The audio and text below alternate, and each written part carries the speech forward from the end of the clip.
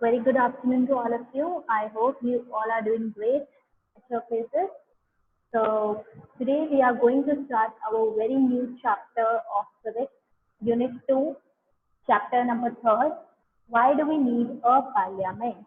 Now, in your last two chapters of civics, आपने क्या पढ़ा था? आपने कॉन्स्टिट्यूशन के बारे में पढ़ा, the Indian constitution. What is a constitution?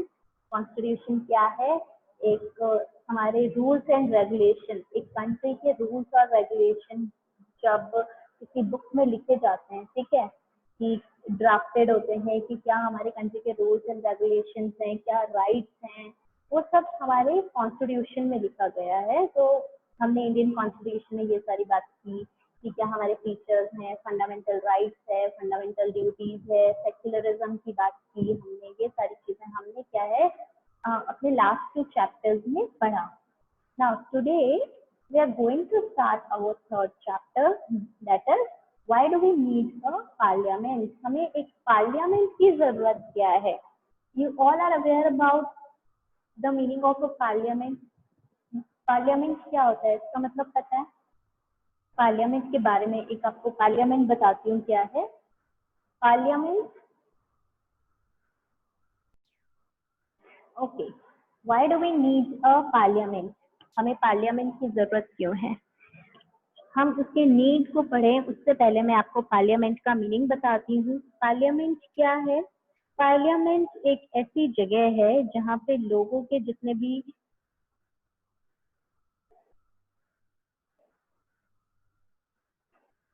Parliament क्या है? पार्लियामेंट इज अ प्लेस जहाँ पे जितने भी लॉज हैं, जितने भी एक्ट होते हैं, वो क्या होते हैं? जो बनते हैं. ठीक है, आप इन सिंपल टर्म आप ये समझ लीजिए, जितने भी लॉज हैं, जितने भी एक्ट हैं, जितने भी कंट्री से रिलेटेड डिसीजंस हैं, वो कहाँ होते हैं? वो पार्लियामेंट में होते हैं.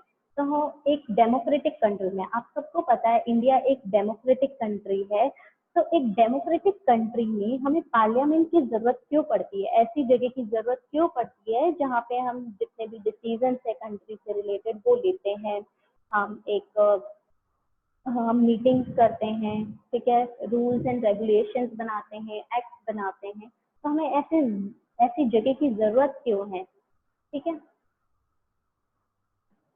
Now, why do we need a parliament? It shows the idea of people's participation in decision making.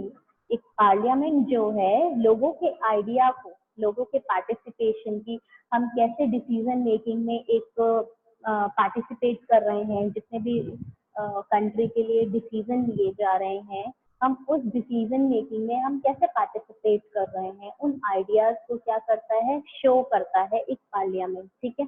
अब आप बोलोगे मैम हम तो कोई भी कंट्री के लिए जितना जो भी डिसीजन लिया जाता है हम तो उसका पार्ट नहीं होते हैं, तो आप कैसे बोलते हो कि कैसे बोल रहे हो कि हम लोगों का पार्टिसिपेशन हो रहा है उसमें?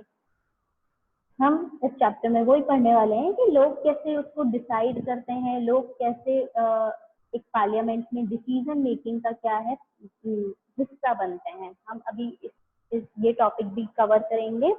नाउ तो ये जो पार्लियामेंट है लोगों के आइडिया को क्या करता है? शो करता है. तो it means it is the very spirit of the democracy. ये डेमोक्रेसी का बहुत बड़ा क्या है? स्पिरिट है. स्पिरिट मतलब क्या बोलते हैं? बहुत इंपॉर्टेंट पार्ट है. ठीक है. क्योंकि democracy, what is democracy? Democracy is for the people, by the people and to the people. लोगों की डेमोक्रेसी क्या है? लोगों की गवर्नमेंट होती है, लोग ही बनाते हैं और लोगों के लिए ही होता है. लोग खुद ही क्या है? गवर्नमेंट है. तो डेमोक्रेसी मीनिंग फ्रीडम. ठीक है.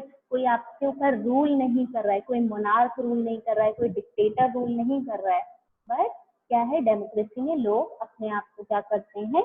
रूल करते हैं लोग.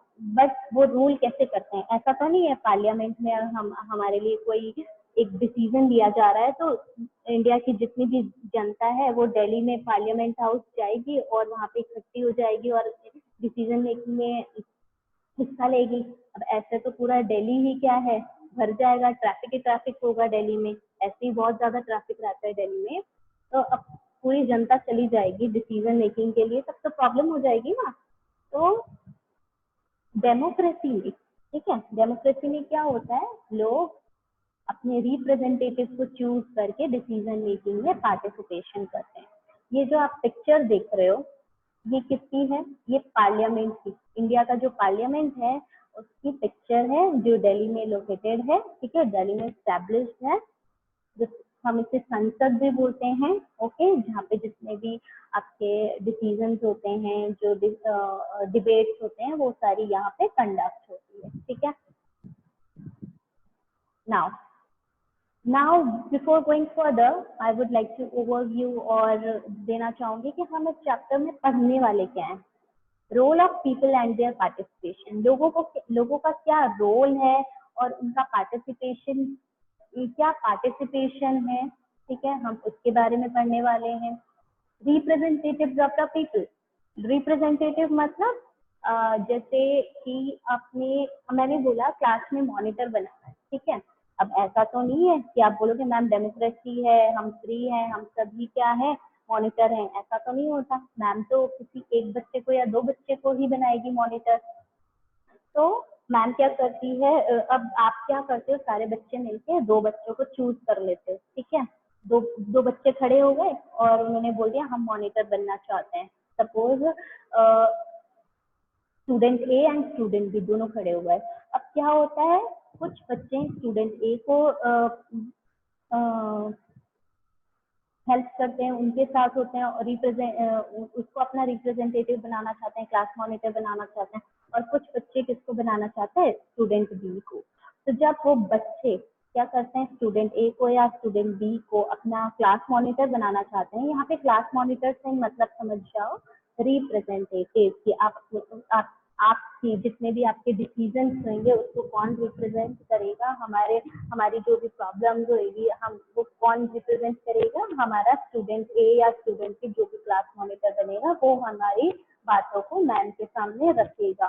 ठीक है, तो ऐसे ही रिप्रेजेंटेटिव्स ऑफ द पीपल कौन होते हैं, वो लोग जो लोगों को रिप्रेजेंट करते हैं। ठीक है, उसके बाद हम पार्लियामेंट, कि पार्लियामेंट क्या होता है, उसके क्या फंक्शंस होते हैं, लोग पार्लियामेंट में कौन से लोग होते हैं, हम उन चीजों के बारे में इस चैप्टर में पढ़ने वाले हैं। ठीक है, now now why should people decide, पहला क्वेश्चन आता है कि लोगों को क्यों डिसाइड करना है।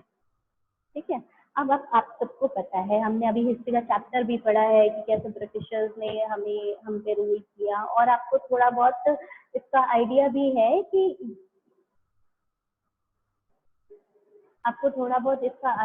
है कि कैसे हमने अपनी इंडिया को जो है हमारे नेशनल फ्रीडम फाइटर्स ने और बहुत से लोगों ने मूवमेंट करके क्या किया, फ्री करवाया, इंडिपेंडेंस करवाया। ठीक है, आपको आइडिया है, बाकी हम हिस्ट्री में इसके बारे में डीप में पढ़ेंगे कौन से मूवमेंट्स हुए थे और कैसे हम फ्री हुए।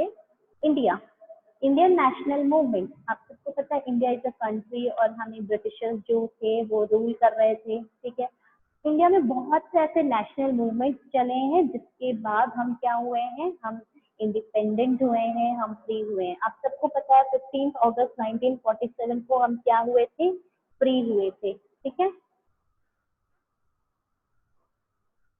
learning from the past experiences and inspirations with ideas such as freedom, equality and participation in decision making।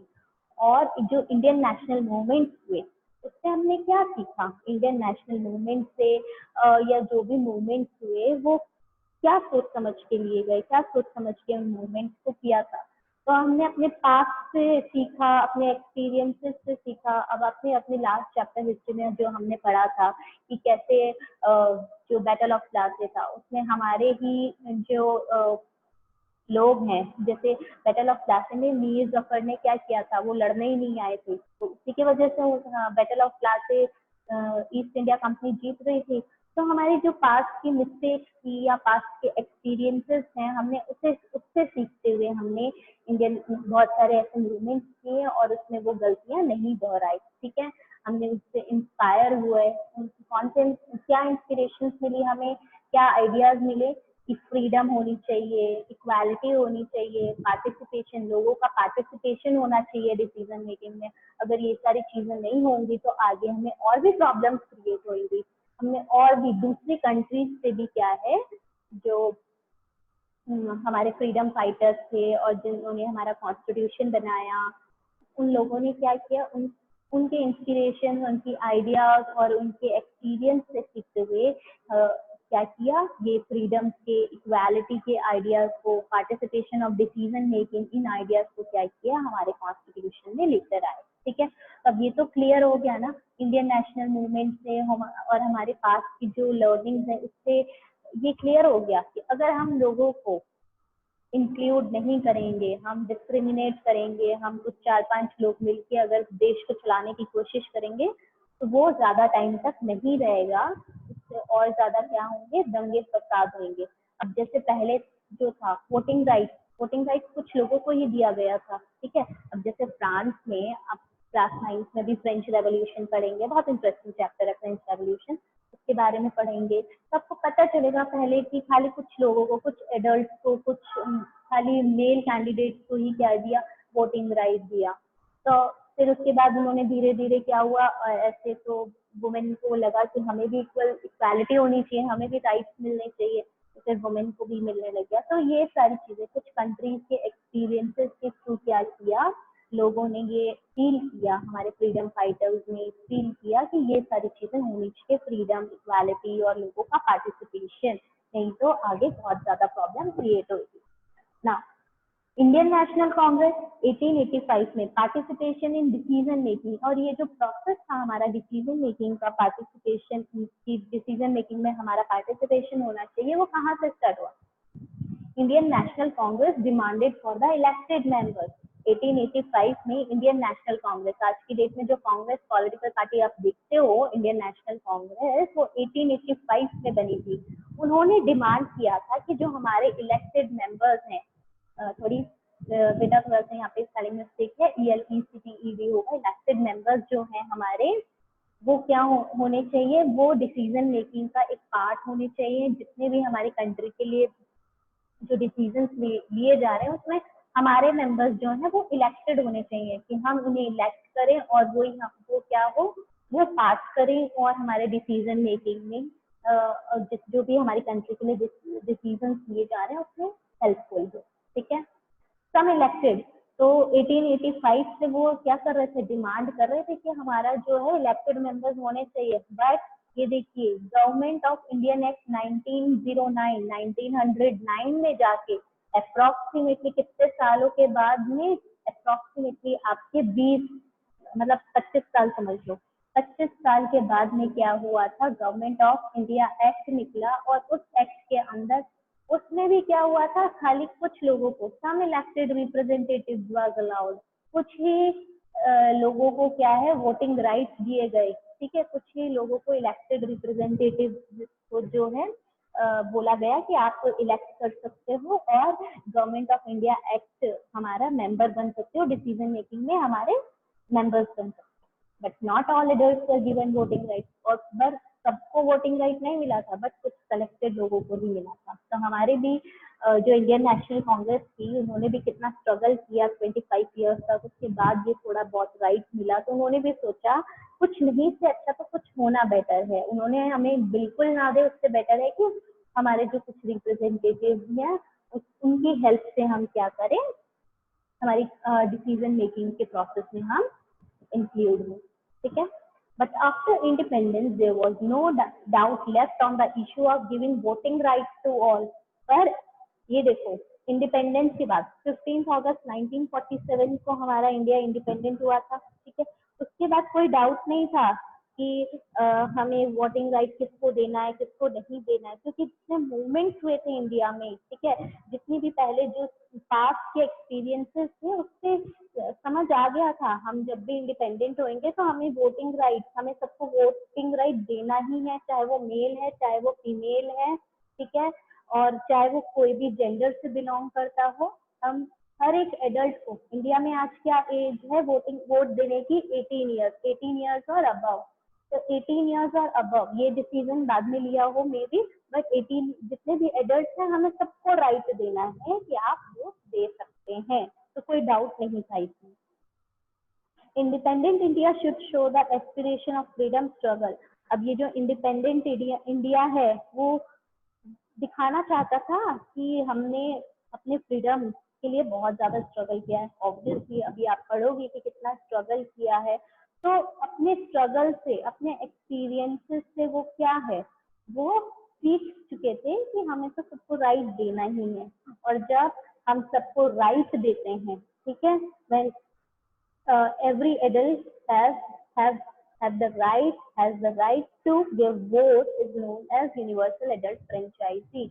जब हर एक एडल्ट के पास ये राइट होता है कि हम वोट दे सकते हैं, वोटिंग राइट होता है, ठीक है, अपने कंट्री के अपने रिप्रेजेंटेटिव को चूज करने के लिए, अपने रिप्रेजेंटेटिव को इलेक्ट करने के लिए, उसको हम यूनिवर्सल एडल्ट फ्रेंचाइजी बोलते हैं। ये आपने अपने अर्लियर क्लासेस में भी पढ़ा है, यूनिवर्सल एडल्ट फ्रेंचाइजी क्लास 6 से पढ़ते आ रहे हो। क्या होता है, जब देश का, एक डेमोक्रेटिक कंट्री का हर एक सदस्य, हर एक सिटीजन जो है, जिसकी एक अप्रोप्रिएट एज होती है, एक वो क्या कर रहा है, वो जब वोट देता है, ठीक है, यूनिवर्सल एडल्ट फ्रेंचाइजी क्या देता है हमें, हमें एक ये राइट देता है कि every adult in a democratic country has the right to give vote. Okay, this is the meaning of universal adult franchise. ये देखिए, ये एक पिक्चर है आपकी बुक में, ठीक है, ये एक इलेक्टर की पिक्चर है। वो क्या कर रहा है, देखिए, बटन दबाएं, वोट डाले। जो ईवीएम मशीन है, ठीक है, ईवीएम मशीन आई थी, इलेक्ट्रॉनिक वोटिंग मशीन आई थी। पहले क्या होता था, पहले तो पेपर्स में स्टैंप लगा के हम वोट दे देते थे, बहुत साल पहले, ठीक है, 15-16 ईयर्स पहले ऐसी ऐसी चीजें चलती थी। बट अब क्या हुआ, जैसे जैसे टेक्नोलॉजीज हमारी इम्प्रूव हुई, हमने क्या है, इलेक्ट्रॉनिक वोटिंग मशीन भी क्या कर दी थी, डेवलप कर ली थी। तो ये जो इलेक्टर है वो पढ़ रहा है कि हमें ईवीएम मशीन को कैसे यूज करना है। The photo you have seen, it is of a voter reading instruction on how to use an electronic voting machine, that is EVM machine. EVMs were used throughout the country for the first time in the 2004। 2004 में EVM machine, जो electronic voting machine है, पहली बार first time use हुई थी 2004 में, general elections के time पे use हुई थी। और आपको पता है बेटा, ईवीएम मशीन के आ जाने से क्या हुआ था, ईवीएम मशीन जब 2000 में आ गई थी, उस टाइम पे हमारे कितने प्लांट्स सेव हुए थे, कितने ट्रीज सेव हुए थे, अप्रोक्सीमेटली 1,50,000 जो ट्रीज हैं वो सेव हुए थे। जस्ट देख लो, एक इलेक्शन था, इलेक्शन में जितने पेपर लगते थे, उस पेपर में कितने पेड़ कटते थे, 1.5 लाख के अराउंड पेड़ कटते थे। और उस टाइम पे जब ईवीएम मशीन आई, तो आप सोचो 1.5 लाख पेड़ जो है कटने से बच गए। हमारे इन्वायरमेंट के लिए कितना अच्छा था वो चीज। ईवीएम मशीन के आ जाने से 1,50,000 ट्रीज क्या हुए, सेव हुए, and which would have been cut to produce about 8,000 ton. और वो 1.5 लाख जो आपके ट्रीज थे, उससे कितना पेपर प्रोड्यूस होता था, 8,000 टन का पेपर प्रोड्यूस होता था, जो बैलेट पेपर बनाने के यूज आता था। बट ईवीएम मशीन के आ जाने से क्या हुआ, वो पेपर जो हम बैलेट पेपर यूज करते थे वो सेव हो चुका, हमारे 1.5 लाख ट्रीज जो है कटने से बच गए। Now your next topic, okay, आपके लिए एक होमवर्क है, और मैं आपकी नेक्स्ट क्लास में ये आपसे पूछने वाली हूँ। Give one reason why you think there should be universal adult franchise. आपको ये बताना है, एक ऐसा रीजन देना है जिससे कि आपको लगता है कि यूनिवर्सल एडल्ट फ्रेंचाइजी होना चाहिए, ठीक है। Give one reason why you think there should be universal adult franchise. Question आपको आपकी बुक में पेज नंबर 32 में मिल जाएगा, ठीक है। मैं आपको आपकी नेक्स्ट क्लास में इसका आंसर चाहिए मुझे। Now your next topic, people and their representative. लोग और उनके representative. People are supreme in democracy. जो लोग होते हैं सुप्रीम, सुप्रीम का मतलब क्या होता है, पैरामाउंट। पैरामाउंट मतलब सबसे बड़े, ठीक है, सबसे पावरफुल होते हैं। लोग जो हैं डेमोक्रेसी में सबसे पावरफुल होते हैं। कैसे होते हैं? In a democracy, the government as well as other public institutions need to have the trust of the citizens. एक डेमोक्रेटिक कंट्री में, एक डेमोक्रेसी में गवर्नमेंट के ऊपर या जितने भी पब्लिक इंस्टीट्यूशन है उनपे जो लोग हैं, जो सिटीजन्स हैं उस कंट्री के, उनको ट्रस्ट होना चाहिए एक दूसरे पे, ठीक है। सपोज मैं आपको एक छोटा सा एग्जांपल देती हूँ। अब आप स्कूल आते हैं, ठीक है, you all have choose to study in Loyola public school, ठीक है। आप सबका क्या है, आपके पेरेंट्स का, आप लोगों को लयोल पब्लिक स्कूल पे क्या है, ट्रस्ट है। आपके पेरेंट्स को ट्रस्ट है कि यहाँ पे हमारे बच्चों को अच्छी पढ़ाई मिलेगी, अच्छी शिक्षा मिलेगी, ठीक है। तो ये क्या है, एक ट्रस्ट है, ठीक है। तो आपको ट्रस्ट है तभी आप आ रहे हो ना, नहीं ट्रस्ट होगा तो आप क्या करोगे, आप 1 साल पढ़ोगे फिर छोड़ दोगे स्कूल, दूसरे स्कूल चले जाओगे। जस्ट लाइक दैट एक डेमोक्रेसी में क्या होता है, गवर्नमेंट और अदर पब्लिक, जितने भी पब्लिक इंस्टीट्यूशन है उन पे लोगों को ट्रस्ट होना चाहिए। ट्रस्ट जो है बहुत इंपॉर्टेंट फैक्टर है। अब एक पॉलिटिकल है, सपोज अभी जो हमारी कौन सी मेजोरिटी में गवर्नमेंट किसकी है, बीजेपी की गवर्नमेंट है, ठीक है। सबने क्या किया, उन पे ट्रस्ट किया, ठीक है, लोगों को उन पे ट्रस्ट है, दैट्स व्हाई वो मेजोरिटी में आई, ठीक है। अगर सपोज लोगों का उनमें से ट्रस्ट हट जाएगा तो क्या होगा, लोग आगे से नेक्स्ट इलेक्शन में उनको वोट नहीं देंगे, ठीक है। कोई भी पॉलिटिकल पार्टी ले सकते हो, पॉलिटिकल पार्टी XYZ ABC कोई भी ले सकते हैं वो, कि लोग क्या करते हैं, उन लोगों को उन पे ट्रस्ट होना चाहिए, ठीक है। और अगर वो ट्रस्ट सही होता है तो लोग उनको आगे क्या करते हैं, आगे पार्टिसिपेट करने देते हैं, अपना रिप्रेजेंटेटिव बनाते हैं। और अगर वो ट्रस्ट नहीं रहेगा तो नेक्स्ट इलेक्शन से वो उनको वोट नहीं देंगे, तो अगर वोट नहीं देंगे तो वो हमारी रिप्रेजेंटेटिव बन ही नहीं पाएंगे, ठीक है। तो it is very important to have the trust of the citizen. Now but how does the individual, मतलब सिटीजन जो हैं give approval to the government, government को अप्रूव कैसे करती है। अब ऐसा थोड़ी ना है कि हर एक, अभी क्लास में तो मैंने पूछ लिया, ठीक है, मैंने एक एक बच्चे से पूछ लिया कि मैंने स्टूडेंट ए को क्लास मॉनिटर बनाया, क्या आपको कोई प्रॉब्लम है, आप बोलोगे नहीं, ठीक है, या जो भी प्रॉब्लम होगी आप मुझसे शेयर कर दोगे। तो ये जो क्लास है वो तो क्या है, एक 30 स्टूडेंट्स होते हैं क्लास में, और एक टीचर क्या है, एक एक से पूछ भी सकती है। बट एक कंट्री में कितने सारे लोग रहते हैं, इंडिया तो हमारी सेकंड पॉपुलेटेड कंट्री भी है, ठीक है। तो अब एक एक सिटीजन से, इंडिविजुअल से तो हम नहीं पूछ सकते ना कि आपको ये गवर्नमेंट, आपको हमने ना इस रिप्रेजेंटेटिव को चूज किया है, आप अप्रूव कर सकते हो, ठीक है। हम जाके हम इंडिविजुअली नहीं पूछ सकते, बट इंडिविजुअल अप्रूव कैसे करता है, वो सिटीजन अप्रूव कैसे करते हैं, citizen approved it through election, वो इलेक्शन के थ्रू अप्रूव करते हैं, ठीक है। आपने देखा लास्ट ईयर हमारे इलेक्शन हुए थे, ठीक है, विधानसभा के भी हुए हमारे, ठीक है, लोकसभा के भी हुए, दोनों इलेक्शन देखे अभी लास्ट ईयर कंडक्ट हुए थे, वो हमारे राजस्थान में भी कंडक्ट हुए, विधानसभा के, लोकसभा के भी कंडक्ट हुए। तो इलेक्शन के थ्रू क्या करती है सिटीजन, वो गवर्नमेंट को अप्रूव करती है। People elect their representative in the parliament, लोग क्या करते हैं, पार्लियामेंट में अपने रिप्रेजेंटेटिव को इलेक्ट करते हैं। पार्लियामेंट, संसद में कौन जाएंगे, ठीक है, इलेक्ट करते हैं अपने रिप्रेजेंटेटिव को कि हमारी तरफ से ये रिप्रेजेंट करेंगे, ठीक है।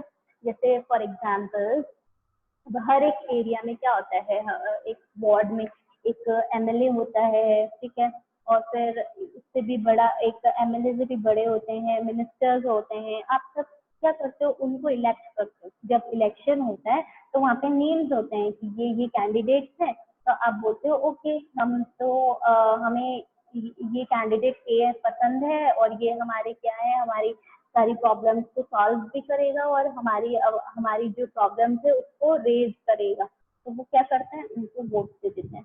तो जो हमारे रिप्रेजेंटेटिव हैं वो ही हमारे पार्लियामेंट में जाते हैं, ठीक है, जिन्हें हम चूज करते हैं इलेक्शन के थ्रू, जिन रिप्रेजेंटेटिव को, वो पार्लियामेंट में जाते हैं और पार्लियामेंट में हमारे बिहाफ पे क्या करते हैं, काम करते हैं, हमारे बिहाफ पे हमें जो जरूरतें हैं वो पूरी करते हैं। Now one group out of the representative from the government. अब आप तो बोल दोगे कि मैम रिप्रेजेंटेटिव तो बहुत सारे हैं, अब आप पॉलिटिकल पार्टीज ही देख लो, कितनी सारी पॉलिटिकल पार्टीज हैं, कि बीएसपी है, बीजेपी है, इंडियन नेशनल कांग्रेस है, आम आदमी पार्टी है, ठीक है, इंडियन तृणमूल कांग्रेस है, कितनी सारी पार्टीज हैं, कितने सारे रिप्रेजेंटेटिव्स आ जाते हैं, तो बहुत सारे लोग उनको रिप्रेजेंटेटिव बनाते हैं, तो क्या सबकी बात मान ली जाती है क्या? नहीं, सबकी बात नहीं मानी जाती है। अब उसमें जो लोग, सबसे ज्यादा लोग जिसको वोट देते हैं, जो मेजोरिटी में जिसके पास आपका वोट होता है, वो क्या बन जाती है? आपके रिप्रेजेंटेटिव बन जाती है। फॉर एग्जाम्पल क्या हुआ, अभी इलेक्शन हुए, ठीक है, लास्ट ईयर इलेक्शन हुए थे, और उसमें पार्टिसिपेट तो बहुत सारे पार्टीज ने किया था, ठीक है, आपके बीएसपी ने भी किया, बीजेपी ने भी किया, इंडियन नेशनल कांग्रेस ने भी किया, और बहुत से लोगों को वोट बीजेपी को भी मिले, इंडियन नेशनल कांग्रेस को भी मिले, सारी पॉलिटिकल पार्टीज को आपके यहाँ पे वोट मिले थे, कुछ ना कुछ वोट मिले थे। बट सबसे ज्यादा वोट किसको मिले थे? बीजेपी को मिले। इससे बीजेपी क्या है, मेजोरिटी में आ गई, कि सबसे ज्यादा लोग बीजेपी को क्या कर रहे थे? वोट कर रहे थे। तो जस्ट लाइक दैट क्या होता है, जो पार्टी मेजोरिटी में होती है, ठीक है, सबसे ज्यादा लोग जिससे वोट करते हैं, और अब आपके क्लास में अगर मैंने बोल दिया मॉनिटर बनाना है, ठीक है, अब ठीक है, अब कुछ बच्चे बोल रहे हैं ये बनेगा, कुछ बच्चे बोल रहे हैं नहीं स्टूडेंट बी बनेगा, कुछ बोल रहे हैं स्टूडेंट ए बनेगा, तो मैं कंफ्यूज हो जाऊंगी। तो मैंने बोल दिया कि आप वोटिंग कर लो। अब मैं वोट करवा के क्या करूंगी, मुझे पता चल जाएगा कि 15, क्या आप बोलोगे 10 स्टूडेंट ने तो स्टूडेंट ए को दिया है, और 20 स्टूडेंट्स ने किसको वोट दिया है? स्टूडेंट बी को दिया है। तब ज्यादा से ज्यादा बच्चे किसको चाहते हैं मॉनिटर बनना? स्टूडेंट बी को चाहते हैं, तो इसलिए अब टीचर क्या करेगी? स्टूडेंट बी को बनाएगी। तो ऐसे ही पॉलिटिकल सिस्टम में चलता है, इलेक्शंस में जो सबसे ज्यादा वोट जिसके पास आते हैं वही हमारा रिप्रेजेंटेटिव बनता है। कहाँ पे? Representative forms of the government होता है, और वो पार्लियामेंट में हमारी बातों को रखता है। ठीक है, तो फॉर नाउ आज हम यही टॉपिक यहीं तक कवर करेंगे। इसके बाद आपका जो टॉपिक है कि the role of the parliament और फंक्शंस ऑफ द पार्लियामेंट, को हम अपनी नेक्स्ट क्लास में कंटिन्यू करेंगे। ठीक है।